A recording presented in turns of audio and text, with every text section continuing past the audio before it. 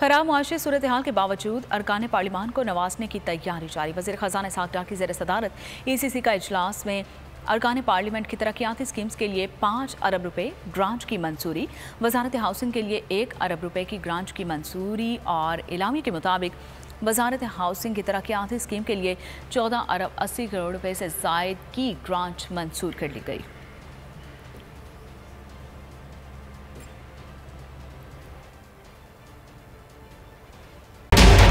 Budget 2023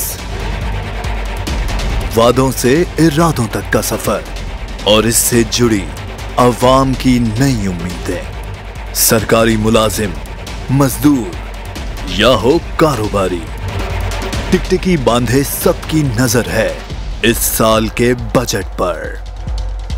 क्या हो पाएगी बचत, मिलेगा रिलीफ? जानिए बजट ट्रांसमिशन में, सिर्फ बोल पे।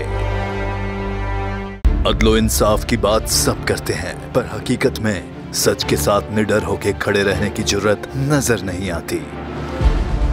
बोल ने तश्कील दी 10 कोर्ट रिपोर्टर्स की टीम, जो केस की बेस तक जा पहुंचे। पैनल पे सफे अव्वल के legal experts, court round up Neelam Arshad के साथ, सिर्फ बोल पे। सब्सक्राइब करें और बेल दबाएं ताकि कोई खबर रह न जाए।